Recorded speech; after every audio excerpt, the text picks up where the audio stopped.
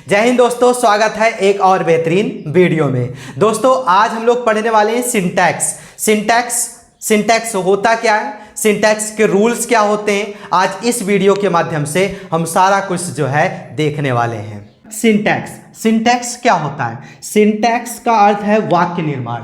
Syntax का अर्थ क्या होता है? वाक्य निर्माण। रूल्स फॉर सेंटेंस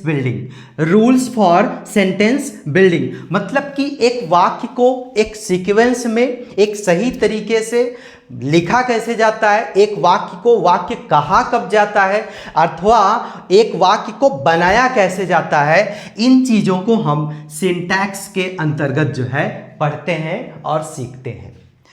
सिंटैक्स का दूसरा नाम सब्जेक्ट वर्ब एग्रीमेंट या सब्जेक्ट वर्ब कनकोड होता है। जो सिंटैक्स है, सिंटैक्स का जो दूसरा नाम होता है वो होता है सब्जेक्ट वर्ब एग्रीमेंट या सब्जेक्ट वर्ब कनकोड। हम सिंटैक्स को दूसरे नाम से भी जानते हैं। सिंटैक्स की परिभाषा क्या होती है friends? Syntax treats of the relations of group of words to one another in sentence. मतलब सिंटैक्स जो होता है वो प्रकट करता है ऑफ द रिलेशन को ऑफ ग्रुप ऑफ वर्ड्स, शब्दों के समूह का, to one another in sentence मतलब एक शब्दों के समूह का दूसरे शब्दों के समूह से रिलेशन को जो प्रकट करे उसी को हम सिंटैक्स बोलते हैं, अथवा सब्जेक्ट वर्ब एग्रीमेंट या सब्जेक्ट वर्ब कनकोड बोलते हैं। इसी चीज को हम क्या बोलते हैं? सिंटैक्स। फ्रेंड्स सिंटैक्स के अंतर्गत अब बहुत सारे रूल्स हैं, उन्हीं रूल्स को हमें पढ़ना है और उन्हीं रूल्स को पढ़ने का मतलब ही है कि वाक्य का निर्माण कैसे होता है, वाक्य में उन चीज़ों का प्रयोग कैसे होता है, सही तरीके से प्रयोग कैसे होता है, इन्हीं चीज़ों को हम लोग सिंटैक्स के अंतर्गत पढ़ने वाले हैं। तो इसके अंतर्गत बहुत सारे रूल्स हैं, तो एक एक रूल्स को हम लोग देखने वाले हैं आज इस वीडियो के माध्यम से, क्योंकि आज ये वीडियो बहुत ज़्यादा इंपॉर्टेंट होने वाला है उन हर स्टूडेंट्स के लिए जो 12th की तैयारी करें अथवा कोई कॉम्पिटिशन एग्जाम की तैयारी करें। हर एक स्टूडेंट के लिए आज ये वीडियो बहुत ज़्यादा महत्वपूर्ण होने वाला है। तो अब देख लेते हैं फ्रेंड्स एक एक रूल्स को, एक एक पॉइंट्स को। सो फ्रेंड्स देखते हैं अब एक एक पॉइंट को। सबसे पहला पॉइंट क्या है? वर्ब का नंबर और पर्सन सब्जेक्ट के नंबर और पर्सन के अनुसार होता है। जो वर्ब होता है, अगर जो भी वर्ब होगा अगर उसका नंबर अर्थात वो सिंगुलर है तो उस सब्जेक्ट का जो सब्जेक्ट होगा वो भी सिंगुलर होगा। अगर वर्ब जो है प्लूरल है तो उस सेंटेंस का सब्जेक्ट भी प्लूरल होगा। तो ये लाइन कहने का मतलब यही हुआ कि वर्ब का नंबर और पर्सन सब्जेक्ट के नंबर और पर्सन के अनुसार होता है। मतलब जैसा सब्जेक्ट होगा वैसा वर्ब होगा। वर्ब सब्जेक्ट अगर सिंगुलर है तो वर्ब भी सिंगुलर होगा, अगर सब्जेक्ट जो है प्लूरल है तो वर्ब भी प्लूरल होगा। सिंगुलर सब्जेक्ट के साथ सिंगुलर वर्ब का और प्लूरल सब्जेक्ट के साथ प्लूरल वर्ब का प्रयोग करते हैं। सिंगुलर सब्जेक्ट के साथ सिंगुलर वर्ब और सिंगुलर प्लूरल सब्जेक्ट के साथ प्लूरल वर्ब का प्रयोग किया जाता है। फ्रेंड्स सिंटैक्स जो होता है, सिंटैक्स जैसा कि नाम से ही पता है, सिंटैक्स वाक्य निर्माण, और सिंटैक्स का जो दूसरा नाम होता है वो सब्जेक्ट वर्ब एग्रीमेंट होता है। तो कुल मिलाकर के इसमें जो भी पॉइंट्स होंगे उसमें जो है सब्जेक्ट और वर्ब का ही खेल होगा। मतलब कि कुछ कंडीशंस होंगे, कई सारे पॉइंट्स होंगे और उसमें सब्जेक्ट के अकॉर्डिंग ही वर्ब का प्रयोग होगा। इन्हीं चीज़ों को हमें देखना है कि कहाँ पर सिंगुलर सब्जेक्ट का प्रयोग होगा और वहाँ पर वर्ब कैसा होगा, कहाँ पर प्लूरल सब्जेक्ट के साथ वर्ब सिंगुलर या प्लूरल होगा। इन्हीं चीज़ों को हमें देखना है, क्योंकि अभी जस्ट हम लोगों ने सीखा सिंटैक्स का जो दूसरा नाम होता है वो होता है सब्जेक्ट वर्ब एग्रीमेंट अथवा सब्जेक्ट वर्ब कनकोड। तो कुल मिलाकर के इसमें सब्जेक्ट और वर्ब का ही खेल है। तो मेरे ख्याल से ये पॉइंट आप सबको समझ में आ गया होगा। सिंगुलर सब्जेक्ट के साथ सिंगुलर वर्ब का प्रयोग होता है और प्लूरल सब्जेक्ट के साथ प्लूरल सब्जेक्ट के साथ प्लूरल वर्ब का प्रयोग किया जाता है। फ्रेंड्स एक चीज और मैं आप सबको बताना चाहूंगा, आपने देखा होगा जो नाउन होता है, नाउन का जो मूल वर्ड होता है वो हमेशा सिंगुलर में होता है। जैसे बॉय, बॉय एक नाउन है और सिंगुलर में है। तो किसी एक काउंटेबल नाउन को, जब किसी एक सिंगुलर काउंटेबल नाउन को जब हम प्यूरल बनाते हैं तो प्यूरल बनाने के लिए हम उस शब्द के अंत में यस लगा देते हैं, तो वो सिंगुलर से प्यूरल बन जाता है। लेकिन अगर वर्ब की बात की जाए, वर्ब की जो मेन वर्ब होता है, तो वर्ब में नाउन से अपोजिट होता है। मतलब कि जैसे नाउन जो होता है अगर सिंगुलर है, काउंटेबल है, उसको अगर प्यूरल बनाना हो तो उसके अंत में हम यस का प्रयोग करते हैं और कहीं कहीं पर जो है डबल यस का प्रयोग किया जाता है। लेकिन यहीं पर अगर जो वर्ब नाम का एक पार्ट्स ऑफ स्पीच है, इसकी बात की जाए तो यहाँ पर नाउन से अपोजिट होता है। मतलब नाउन का जो मूल शब्द होता है वो सिंगुलर होता है, उसको बनाया प्यूरल जाता है। लेकिन जो वर्ब होता है, आप लोग जानते हैं वर्ब के 5 फॉर्म्स होते हैं, 5 रूप होते हैं। जो वर्ब का फर्स्ट फॉर्म होता है, सपोज मान लो मैंने कहा ईट, ईट वर्ब का फर्स्ट फॉर्म है। अब जो भी वर्ब का फर्स्ट फॉर्म होता है वो हमेशा जो है प्यूरल में होता है, वो हमेशा प्यूरल नंबर में होता है। मतलब वर्ब का जो मूल शब्द है वो प्यूरल होता है और उसको सिंगुलर बनाया जाता है। जबकि यहां पर नाउन की अगर बात की जाए तो नाउन का मूल शब्द सिंगुलर होता है, उसको प्यूरल बनाया जाता है। तो सिंगुलर से प्यूरल बनाने के लिए हम यस जोड़ते हैं नाउन में, और यहां पर जो वर्ब होता है, वर्ब अपने आप में प्यूरल होता है। और फर्स्ट फॉर्म का वर्ब, जो फर्स्ट फॉर्म का वर्ब होता है वो अपने आप पे क्या होता है, प्यूरल होता है। और प्यूरल से सिंगुलर बनाने के लिए हम वर्ब के अंत में यस या ईएस जोड़ते हैं, ईट्स। और आप लोगों ने देखा होगा वर्ब के 5 रूप होते हैं, फर्स्ट, सेकेंड, थर्ड, फोर्थ और फिफ्थ। जो फर्स्ट फॉर्म मान लो सब ईट है, ईट है, ईट का फर्स्ट फॉर्म ईट होता है, ईट का सेकेंड फॉर्म एट होता है, थर्ड फॉर्म ईटेन होता है, फोर्थ फॉर्म ईटिंग होता है और फिफ्थ फॉर्म क्या होता है, ईट्स होता है। फिफ्थ फॉर्म क्या होता है फ्रेंड्स, ईट्स होता है। तो फिफ्थ फॉर्म ही हर मेन वर्ब का जो 5वां फॉर्म है, अर्थात जिसमें यस या ईएस का प्रयोग किया जाता है, वो हमेशा जो है सिंगुलर वर्ब होता है, वो हमेशा सिंगुलर वर्ब होता है। और मेन वर्ब का जो फर्स्ट फॉर्म होता है वो हमेशा प्लूरल वर्ब होता है। और सेम यहीं पर अपोजिट, अगर उसके अपोजिट में नाउन की बात की जाए तो नाउन हमेशा सिंगुलर होता है, प्लूरल बनाने के लिए हम यस या डबल यस का प्रयोग करते हैं, जबकि वर्ब हमेशा प्लूरल होता है और उसको सिंगुलर बनाने के लिए यस या ईएस का प्रयोग करते हैं। तो कुल मिलाकर के इन दोनों में यही डिफरेंस है। तो आई होप दोनों में डिफरेंस आपको समझ में आ गया होगा। यहीं पर एक पॉइंट और मैं आप सबको बताना चाहूंगा, इसी वजह से आप देखते हैं प्रेजेंट का जो इनडेफिनिट टेंस होता है, प्रेजेंट के इनडेफिनिट टेंस के अफर्मेटिव सेंटेंस में आप जानते होंगे, अफर्मेटिव सेंटेंस में जो भी सिंगुलर सब्जेक्ट होता है, हर एक सिंगुलर सब्जेक्ट के साथ मेन वर्ब का 5वां फॉर्म प्रयोग किया जाता है, जिसके अंत में यस या ईएस का प्रयोग किया जाता है। क्यों? क्योंकि सब्जेक्ट वहां पर सिंगुलर है तो वर्ब भी सिंगुलर होगा, और इसीलिए प्लूरल सब्जेक्ट के साथ वर्ब का फर्स्ट फॉर्म प्रयोग किया जाता है। जबकि सब्जेक्ट प्लूरल है तो वर्ब का फर्स्ट फॉर्म प्लूरल भी होता है, इसीलिए वर्ब का फर्स्ट फॉर्म प्रयोग होता है। आई होप दोनों में डिफरेंस समझ में आ गया होगा। अब हम लोग देख लेते हैं उदाहरण को।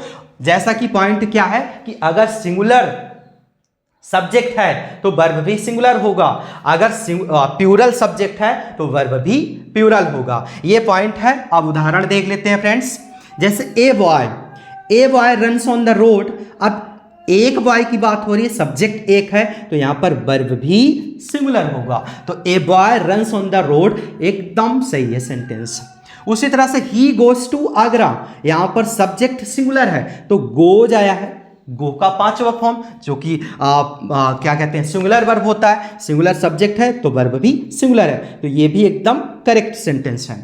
Boys go to Agra. अब यहां पर बॉयज बॉय का बहुवचन है, बॉयज मतलब बहुवचन सब्जेक्ट हो गया तो वर्ब भी फर्स्ट फॉर्म का लगा गो, जबकि गो क्या होता है, वर्ब का फर्स्ट फॉर्म प्लूरल होता है। तो ये भी सेंटेंस एकदम सही है। Boys go to Agra, plural subject plural verb. उसी तरह से दे प्लूरल सब्जेक्ट है, रन, यहां पर भी रन आया है, फर्स्ट फॉर्म है, प्लूरल है, they subject plural, run verb भी प्लूरल। ये भी एकदम करेक्ट सेंटेंस है। They run on the road.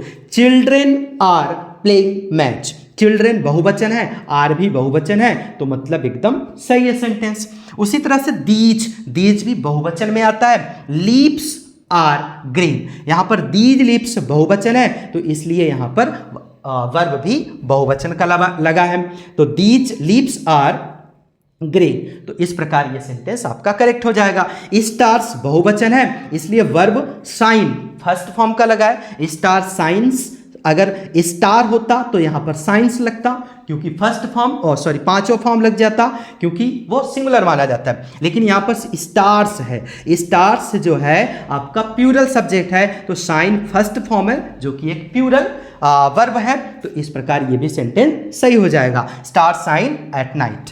They have, they plural subject, तो वर्ब भी हैव प्लूरल है, तो दे हैव इटन फूड। तो इस प्रकार जो है आपका सेंटेंस पूरा सब्जेक्ट और वर्ब के ऊपर डिपेंड करता है। तो अगर सब्जेक्ट सिंगुलर तो वर्ब भी सिंगुलर, सब्जेक्ट प्लूरल तो वर्ब भी प्लूरल होगा। आई होप ये डाउट आपका क्लियर हो गया होगा। अब फ्रेंड्स, आपके एग्जाम में किस तरह से पूछा जाता है? आपके एग्जाम में कुछ इस तरीके से पूछा जाएगा।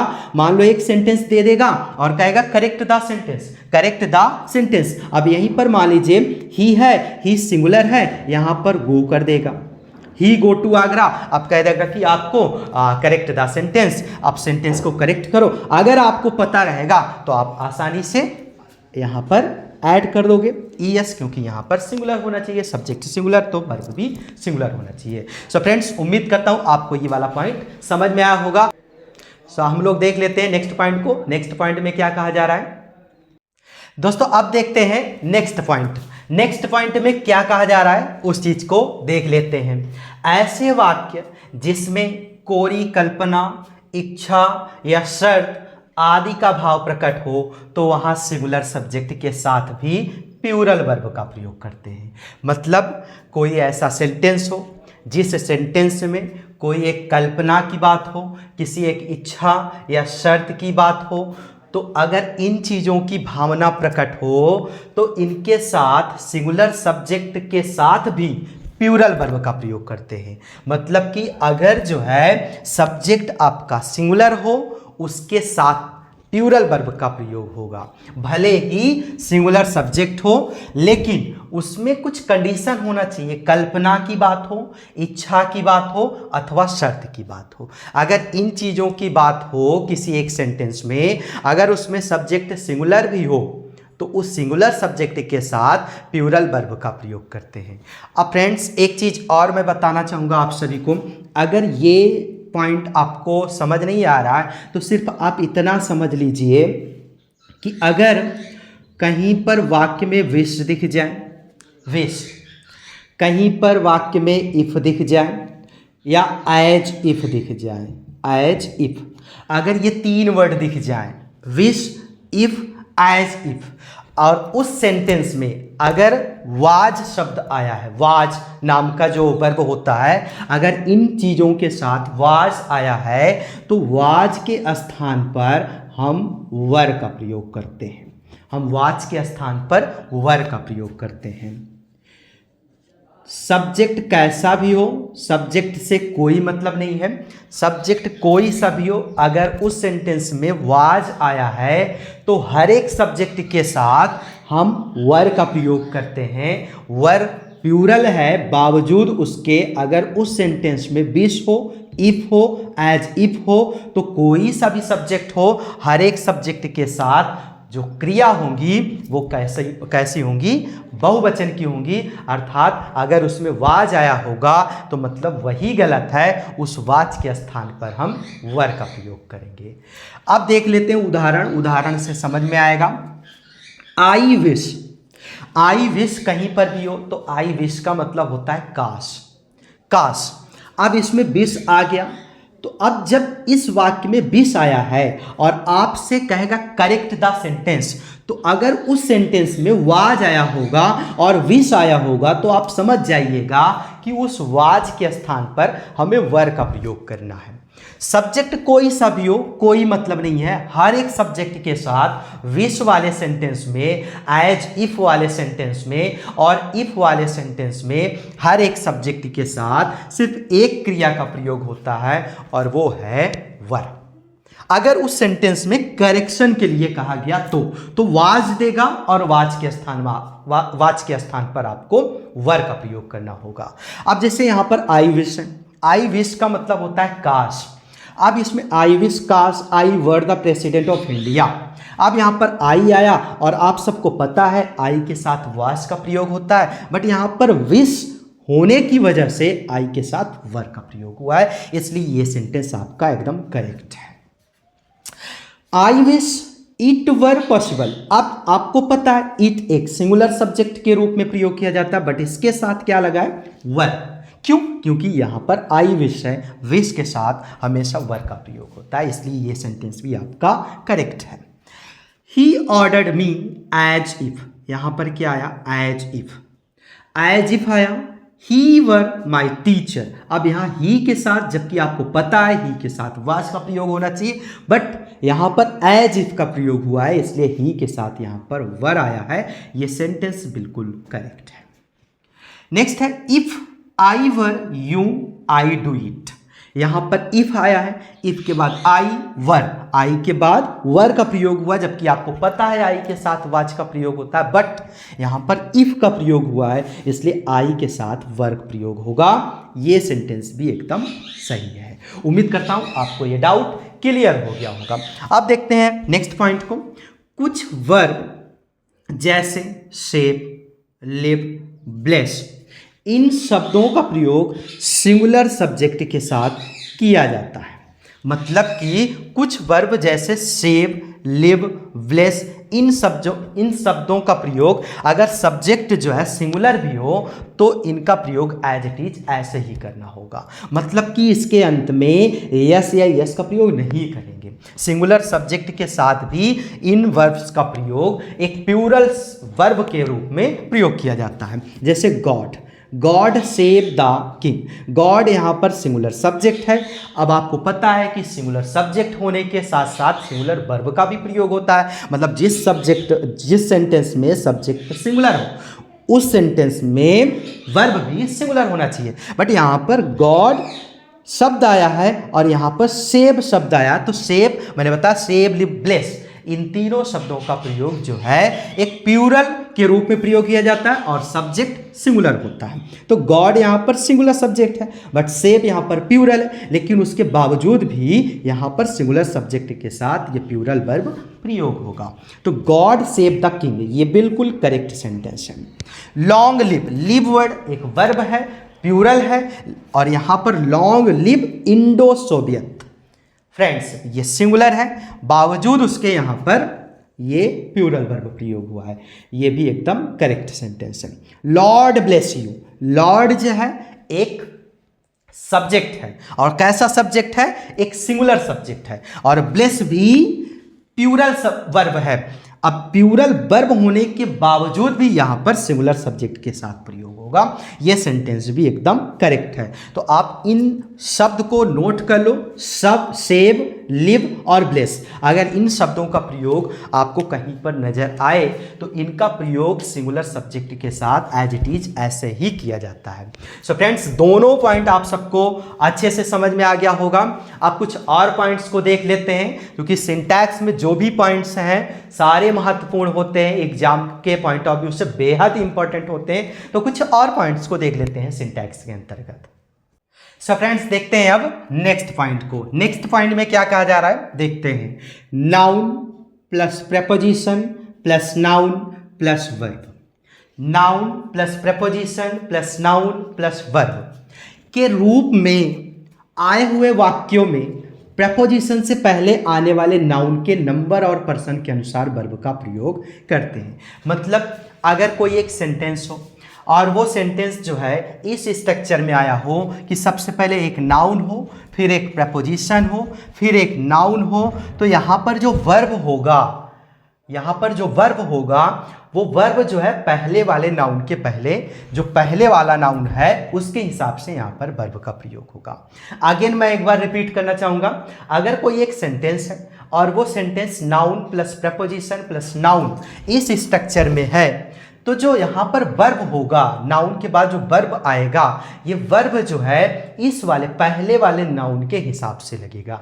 अर्थात अगर यहाँ पर नाउन जो है सिंगुलर है तो यहाँ पर वर्ब सिंगुलर होगा, अगर नाउन यहाँ पर प्लूरल है तो यहाँ पर वर्ब भी प्लूरल होगा। अब उदाहरण देख लेते हैं, जब जाकर के अच्छे से समझ में आएगा। जैसे the cost of production of cement is very high. यहाँ पर ऑफ से पहले एक नाउन, ऑफ के बाद एक नाउन, अगेन यहाँ पर ऑफ से पहले एक नाउन, ऑफ के बाद भी एक नाउन। तो यहाँ पर जो पहला वाला नाउन आया है द कॉस्ट, इसके हिसाब से यहाँ पर वर्ब लगेगा। अब कॉस्ट यहाँ पर सिंगुलर है तो वर्ब भी यहाँ पर सिंगुलर होगा। इस प्रकार ये सेंटेंस करेक्ट होगा। Again the merit of these books is well known. अब यहाँ पर ऑफ प्रपोजिशन, इससे पहले एक नाउन, प्रपोजिशन के बाद भी एक नाउन, दीज बुक्स। अब यहाँ पर दीज बुक्स बहुवचन है, बट कंडीशन क्या कहता है कि noun plus preposition plus noun, अगर इस स्ट्रक्चर में कोई एक सेंटेंस है तो जो पहला वाला नाउन होगा उसके हिसाब से वहाँ पर वर्ब लगेगा। तो यहाँ पर भले ही दीज बुक्स है बट इससे पहले भी एक नाउन आया है द मेरिट, ये सिंगुलर है तो यहाँ पर वर्ब भी सिंगुलर होगा। आगे देखते हैं, the details of the incident were not known.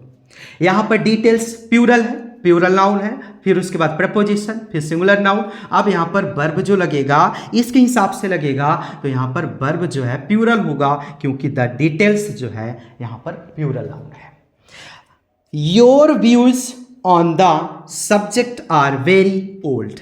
Your views एक नाउन, द सब्जेक्ट दो नाउन। अब यहाँ पर इन दोनों के बीच में ऑन प्रपोजिशन, जो पहला वाला आपका नाउन है इसके हिसाब से यहाँ पर आर लगा, क्योंकि यहाँ पर योर व्यूज आपका प्लूरल है इसलिए यहाँ पर प्लूरल वर्ब भी लग गया। The smell of these flowers is very sweet.